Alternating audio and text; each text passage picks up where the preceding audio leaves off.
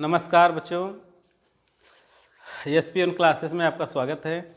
जैसा कि आप जानते हैं कि इसके पहले हिंदी पद्य साहित्य का इतिहास हम आपको पढ़ाए हैं 2 वीडियो में। तो पहले वाले वीडियो में आपको आदिकाल के बारे में पढ़ाए थे और उसके बाद का जो वीडियो था वो भक्ति काल था। तो आइए अब देखते हैं तीसरा जो काल है जिसको हम रीतिकाल के नाम से जानते हैं। आज इसका इतिहास, इसका पूरे कवि जितने हैं उसके बारे में हम आपको बताएंगे। तो थोड़ा ध्यान से देखिएगा, और अगर आप इसको अच्छे से पढ़ लिए तो कक्षा 10वीं की तैयारी, यानी जो 5 नंबर का बहुविकल्पी प्रश्न पूछेगा बोर्ड में, आपकी बहुत अच्छी तैयारी हो जाएगी। चलिए आइए देखते हैं। तो रीतिकाल, ठीक। तो रीतिकाल क्यों नाम पड़ा, या इसके पहले वाले काल को पहले समझ लीजिए ना। तो इसके पहले वाला काल जो था भक्ति काल था, उसमें बताया था कि भक्ति होती है इसलिए भक्ति काल पड़ा। उसके पहले का जो काल था आदि काल था या वीर गाथा काल, उसमें बताया था कि वीर गाथा का मतलब होता है उस समय के जो कवि थे वह वीरों की प्रशंसा करते थे और सोने की मुद्राएं प्राप्त करते थे, और इसलिए वो वीर गाथा काल हो गया। तो तीसरा काल है रीतिकाल। तो रीतिकाल का मतलब हम आपको बताए कि रीति माने, देखिए रीति शब्द बना है रति से, रति माने होता है प्रेम ना। तो इस काल में भगवान श्री कृष्ण और राधा के प्रेम का वर्णन किया गया है, इसलिए वह रीतिकाल हुआ। आइए इसको जो रीतिकाल है इसका अन्य नाम के बारे में जानते हैं कि इसके और क्या क्या अन्य नाम हैं, ठीक। तो है पहला श्रृंगार काल। श्रृंगार काल ही क्यों पड़ा, तो श्रृंगार नाम का एक रस है, श्रृंगार रस ना, जिसमें बताया गया ना कि प्रेमी प्रेमिका के मन में स्थित अस्थायी भाव रति से जो आनंद प्राप्त होता है उसे रस कहते हैं, यानी कि श्रृंगार रस कहते हैं, ठीक। तो श्रृंगार काल इसलिए पड़ा क्योंकि इस काल में श्रृंगार रस का प्रयोग किया गया है। यानी जैसे कि कृष्ण और राधा के प्रेम का वर्णन है, तो प्रेम का मतलब चाहे वो पास रहे थे यानी वृंदावन में थे तब पर भी वह श्रृंगार रस था। श्रृंगार रस के 2 पार्ट हैं, संयोग श्रृंगार, वियोग श्रृंगार। तो संयोग श्रृंगार का मतलब हो गया कि जब राधा और कृष्ण पास में वृंदावन में थे, अपने गाय को चराते थे, तो संयोग श्रृंगार था। और जब कृष्ण अपने मामा कंस को मारने के लिए वृंदावन को छोड़कर मथुरा गए थे तो वहां वियोग श्रृंगार हो गया। तो ज्यादा करके इस काल में श्रृंगार रस का प्रयोग किया गया है, इसलिए इसका नाम श्रृंगार काल पड़ा है। उत्तर मध्यकाल। उत्तर मध्यकाल का मतलब क्या है कि उत्तर मध्यकाल, इसके पहले था पूर्व मध्यकाल, यानी मध्यकाल के उत्तर में, यानी बाद में जो काल आया वह उत्तर मध्यकाल हो गया, ठीक। अब देखते हैं समय सीमा। तो जैसा कि आप जानते हैं कि इसके पहले वाला काल जो था वह 1343 से 1643 ईस्वी तक था, भक्ति काल। उसके बाद का जो काल आया रीतिकाल, वह 1643 से लेकर 1843 तक है, ठीक। तो भाषा समझते हैं। भाषा, इसमें 2 भाषाओं का प्रयोग किया गया है, एक तो है ब्रजभाषा, दूसरी है खड़ी बोली हिंदी।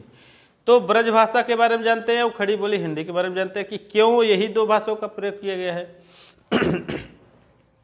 जैसा कि आप जानते हैं कि ब्रजभाषा यानी जब भगवान श्री कृष्ण के प्रेम का वर्णन किया गया तो वह ब्रजभाषा में लिखा गया।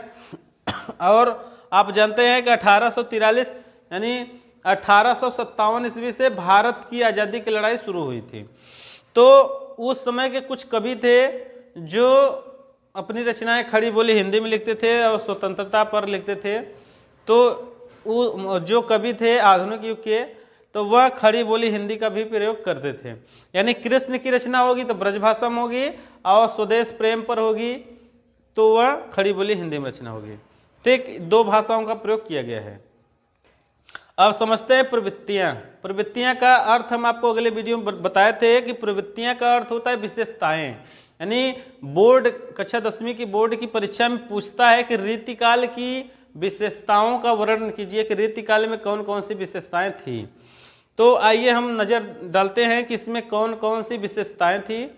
तो पहली विशेषता है कि श्रृंगार व वीर रस का प्रयोग।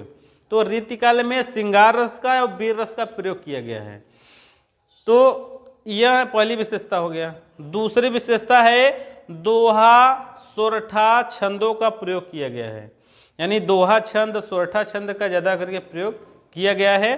तो यह 2 विशेषताएं हैं। अगर आपको तीसरी विशेषता भी लिखनी है तो आप यही लिखेंगे कि रीतिकाल में खड़ी बोली हिंदी और ब्रज भाषाओं का प्रयोग किया गया है, यह विशेषता हो गई।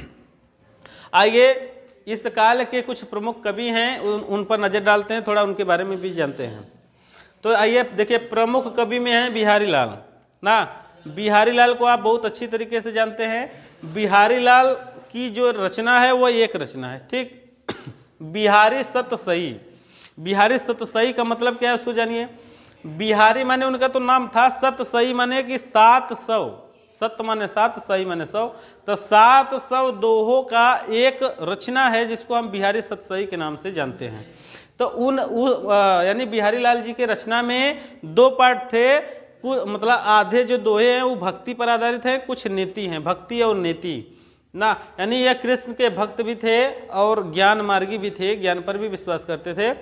क्योंकि कक्षा 10वीं में आप पढ़े होंगे भक्ति और नीति, तो भक्ति में इन्होंने भक्ति के बारे में बताया था कि भक्ति कैसे की जाती है ना। जैसे कि आज का ट्रेंड चल रहा है कुछ अलग ही, कुछ लोग चंदन लगा लेते हैं या फिर तपस्या करते हैं, माला फेरते हैं, तो उनको ऐसा प्रतीत होता है कि ईश्वर प्रसन्न हो जाएगा। तो बिहारी जी का कहने का मतलब ये था कि ईश्वर को प्रसन्न करने के लिए आप चंदन मत लगाइए, ईश्वर तो वैसे ही सच्चे मन से आप नाम ले लीजिए, ईश्वर प्रसन्न हो जाते हैं।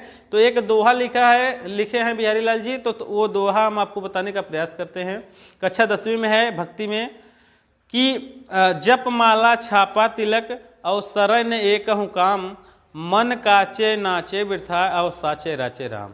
वह कहते हैं कि जप माने तपस्या करने से, माला फेरने से, तिलक लगाने से, चंदन लगाने से एक भी काम होने वाला नहीं है। यदि आपका मन कच्चा है ना, मन काचे, यदि आपका मन कच्चा है, नाचे वृथा, वह व्यर्थ ही इधर उधर नाचेगा, और साचे राचे राम, यदि आपका मन सच्चा है तो ईश्वर का नाम ले लेने से ही ईश्वर प्रसन्न हो जाते हैं। या जो बाहरी आडंबर है, जो पाखंड है, जो दिखावा है, उसकी जरूरत ही नहीं है। ठीक है, चलिए, तो बिहारी लाल की रचना है बिहारी सतसई। अगले कवि हैं महाकवि भूषण। महाकवि भूषण की रचना है शिवराज भूषण और छत्रसाल दशक। देखिए, इनका रचना में अगर रस खोजेंगे तो वह श्रृंगार रस है और भक्ति रस है, ठीक। और महाकवि भूषण की जो रचना है वह सब वीर रस की रचना है। तो हम आपको बताएं कि रीतिकाल में 2 रस का प्रयोग किया गया है, श्रृंगार रस और वीर रस का, ठीक। तो बिहारी लाल जी का जो रचना है वह श्रृंगार रस भी है और भक्ति रस भी है, और इनकी जो रचना है सब वीर रस में रचना है। शिवराज भूषण और छत्रसाल दशक। उसके बाद देखते हैं महादेवी वर्मा। तो महादेवी वर्मा को आप बहुत अच्छी तरीके से जानते हैं और कक्षा 9वीं में आप पढ़ चुके होंगे। उनका एक चैप्टर था गिल्लू, जिसको हम पढ़ाए थे। गिल्लू जो है एक गिलहरी के बच्चे पर वो रचना लिखी गई है, बहुत ही सुंदर रचना है। और निहार है, दीपशिखा है। तो देखिए, यह तो आप पढ़ रहे हैं मतलब कि काल का मतलब है कि पद्य साहित्य पढ़ रहे हैं ना। तो महादेवी वर्मा गद्य की भी लेखिका थी और पद्य की भी, ठीक।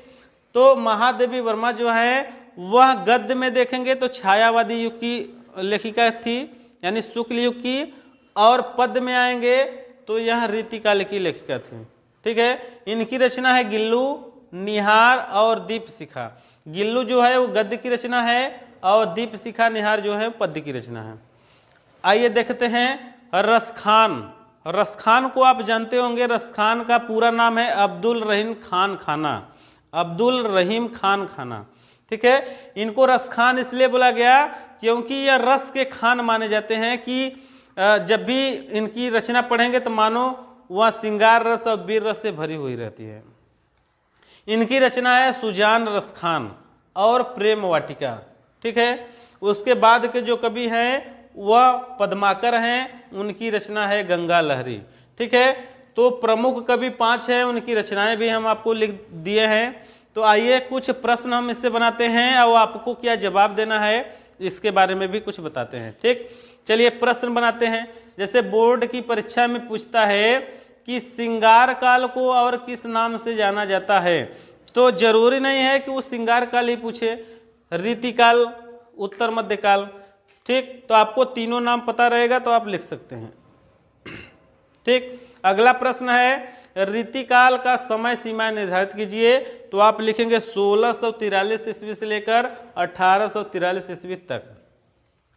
भाषा अगर पूछता है कि रीतिकाल में किन किन भाषाओं का प्रयोग किया गया है, तो आप लिखेंगे ब्रजभाषा और खड़ी बोली हिंदी। ठीक है, उसके बाद है प्रवृत्तियां। जब पूछेगा कि रीतिकाल की कोई एक विशेषताओं का वर्णन कीजिए या कोई एक प्रवृत्तियों का वर्णन कीजिए, तो आप एक पूछेगा तो एक लिखेंगे, दो पूछेगा तो दो लिखेंगे। तो अगर एक पूछता है तो आप लिखेंगे श्रृंगार अथवा वीर रस का प्रयोग किया गया है। दो पूछता है तो आप लिखेंगे दोहा सोरठा छंदों का प्रयोग किया गया है। आइए, अगर पूछता है कि रीतिकाल के किन्हीं दो कवियों के नाम लिखिए, तो आपको लिखना किसका है, बिहारी लाल जी का, महाकवि भूषण जी का, महादेवी वर्मा जी का, रसखान जी का, पद्माकर जी का। ठीक, अगर पूछता है कि रीतिकाल के किन्हीं दो रचनाओं के नाम, तो आपको रचना याद कर लेनी है। बिहारी लाल जी की रचना है बिहारी सतसई, और महाकवि भूषण जी की रचना है शिवराज भूषण और छत्रसाल दशक है। महादेवी वर्मा की रचना गिल्लू है और निहार है दीपशिखा है। रसखान जी की रचना है सुजान रसखान प्रेम वाटिका और पद्माकर की गंगा लहरी। ठीक, तो आप जैसा जानते हैं कि बोर्ड की परीक्षाओं में 5 नंबर का पूछता है। आपका यह तीसरा पार्ट है, आगे एक पार्ट वीडियो और बनेगा जो आधुनिक काल पर होगा। तो अब मिलते हैं हम अगले वीडियो में, तब के लिए जय हिंद।